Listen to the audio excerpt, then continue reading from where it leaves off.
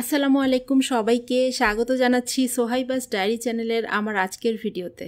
আশা করি আপনারা সবাই ভালো আছেন, আমরাও আলহামদুলিল্লাহ ভালো আছি।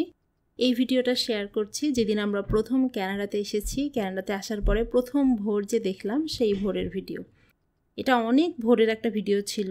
আসলে যতটুকু বুঝলাম যে কানাডাতে ভোরও হয় অনেক তাড়াতাড়ি, আবার রাতও হয় অনেক দেরিতে, মানে স্পেশালি সামারে।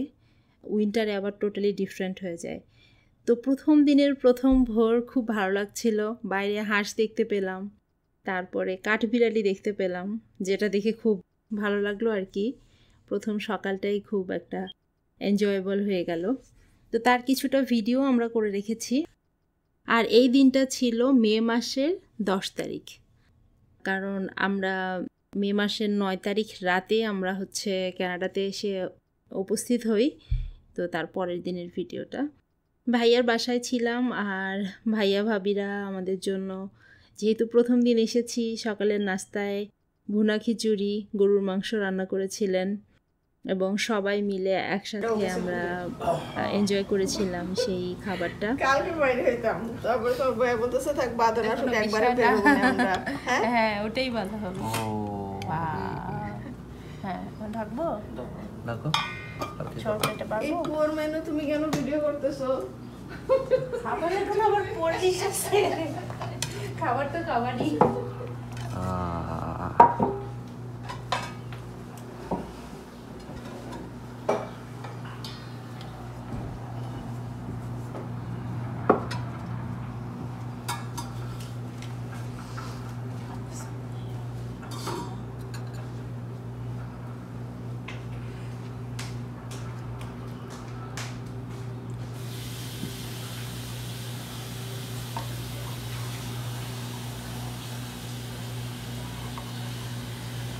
আর এদিকে খাওয়া দাওয়ার পরে আমরা সবাই মিলে এখন বের হচ্ছি একটু গ্রসারি করার উদ্দেশ্যে। যেহেতু আমরা এসেছি তাই ভাইয়া ভাবি খুশিতে আমাদেরকে সাথে করে নিয়ে একটু গ্রসারি করতে যাচ্ছে। গ্রসারিতে মাছ টাছ সব সবজি ফলমূল কেনা হবে।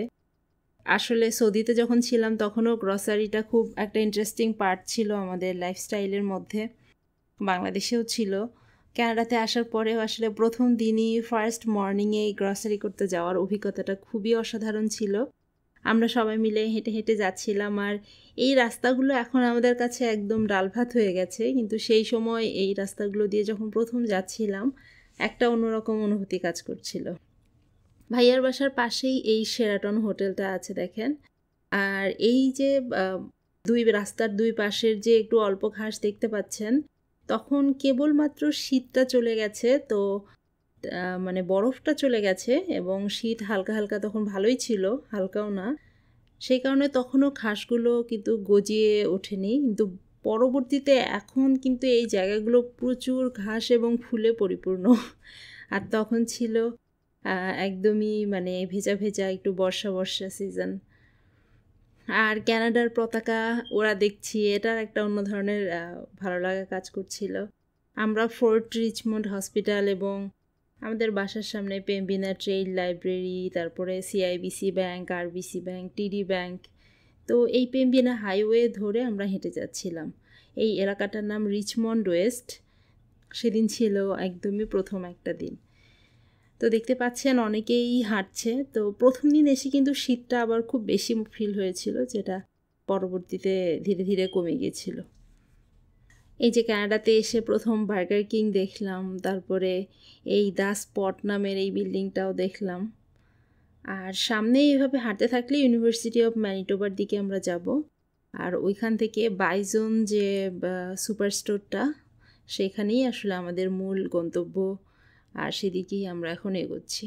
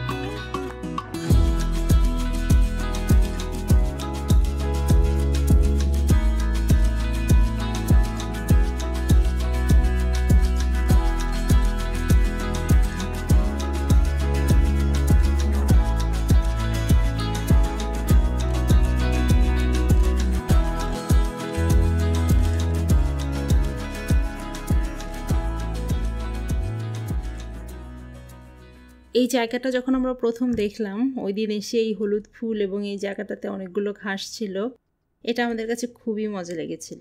কারণ আশেপাশের অন্য সব জায়গার ঘাসগুলো তখনও গজিয়ে ওঠেনি, কিন্তু এই এরিয়াটাতে আবার দেখতে পাচ্ছিলাম যে ফেয়ারফিল্ড, যে ইউনিভার্সিটি অফ ম্যানিটোবা দেখা যাচ্ছে, তো এই দিকে আবার অনেক ঘাস গজিয়ে গিয়েছিল, তো যেটা খুবই সুন্দর লাগছিল। আমার সাথে ছিল ভাবি এবং বাঁধনের সাথে ছিল ভাইয়া, তো সবাই মিলেই গল্প করতে করতে নতুন এরিয়া চিনতে চিনতে আমরা সামনের দিকে হেঁটে হেঁটে যাচ্ছিলাম। আর ওই দিন থেকে আমাদের হাঁটা শুরু হয়ে গেছিলো এবং আমরা বুঝতে পারলাম যে হ্যাঁ, সারা জীবন গল্প শুনেছি যে এইসব দেশে আসলে প্রচুর পরিমাণে হাঁটাহাঁটি করতে হয়, তো তার এখন চাক্ষুষ রূপ দেখতে পাচ্ছি। আর এরই মধ্যে আমাদের উইনিপেগ ট্রানজিটের একটা বাসও চলে গেল, এই যে হলুদ হলুদ স্কুল বাসও দেখতে পাচ্ছেন। আর এই যে দূরের যে জায়গাটা দেখা যাচ্ছে, এটা হচ্ছে একটা স্টেডিয়াম, প্রিন্সেস অটো স্টেডিয়াম। এইটা উইনিপেগের সবচেয়ে বড় একটা স্টেডিয়াম, আর ইউনিভার্সিটি অফ ম্যানিটোবা এরিয়ার মধ্যেই এটা অবস্থিত।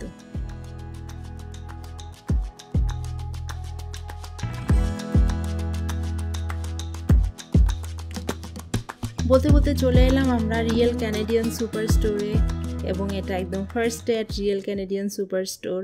ওপরে আমেরিকা এবং ক্যানাডার দুই পাশে দুইটা পতাকা এবং সামনে অনেক ফুল গাছ রাখা, বেশ ভালোই লাগছিল।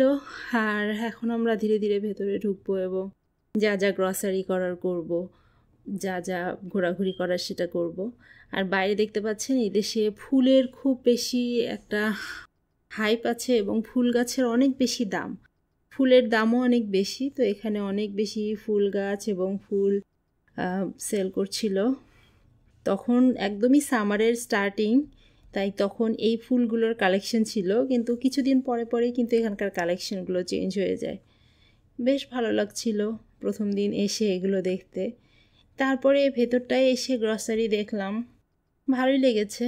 তবে আমরা সৌদি আরবে যেরকমটা গ্রসারি করেছি, ওখানকার গ্রসারিগুলোর যেরকম অনেক বেশি ডিসকাউন্ট ডিল থাকতো বা অনেক বেশি কালেকশন থাকে, সেটার সাথে কম্পেয়ার করলে এখানে আমার কাছে একটু কালেকশনটা কম মনে হয়েছে এবং ডিল এবং ডিসকাউন্টস কম মনে হয়েছে। তারপরেও এখন প্রত্যেকটা দেশের নিয়ম আলাদা, প্রত্যেকটা দেশের সুপার স্টোরও আলাদা হবে, এটাই স্বাভাবিক। ভাইয়া ভাবি একটু খুশিতেই অনেক কিছু কেনাকাটা করছিল, অনেক ফ্রুটস নিচ্ছিল, মাছ নিচ্ছিল এবং আমাদেরকেও অনেক কিছুর সাথে পরিচয় করিয়ে দিচ্ছিল, নতুন নতুন সবজি, নতুন নতুন ফল দেখাচ্ছিল। তো আমাদের আবার একটা সুবিধা হয়েছে, সৌদিতে থাকার কারণে অলরেডি আমরা এই সবগুলো সবজি এবং ফলমূলের সাথে আগে থেকেই পরিচিত ছিলাম। তারপরেও ভালো লাগছিল এখানে আসার পরে এখানকার বাজার দর এবং এখানকার সব কিছু দেখে। তবে একটা কথা না বললেই না, সেটা হচ্ছে ক্যানাডায় একটু জিনিসপত্রের দাম যথেষ্ট বেশি মনে হচ্ছিল আমাদের কাছে। মানে সৌদির সাথে যদি কম্পেয়ার করি, যেহেতু আমরা সৌদিতে থেকে এসেছি, এই কারণে দেখা যায় স্বাভাবিকভাবেই একটা কম্প্যারিজন চলে আসে। সৌদির সাথে কম্পেয়ার করলে ক্যানাডাতে একটু দাম বেশি মনে হয়েছে আমাদের কাছে।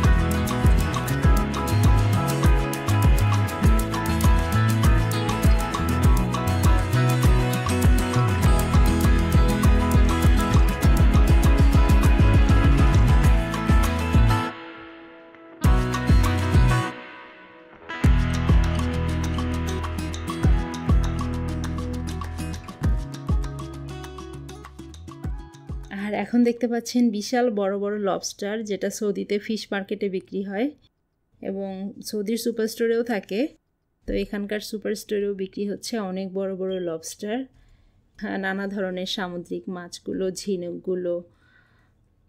তো এই ছিল মোটামুটি আমার আজকের একটা ছোটোখাটো vlog, first day at Canada. আশা করি আপনাদের ভালো লেগেছে।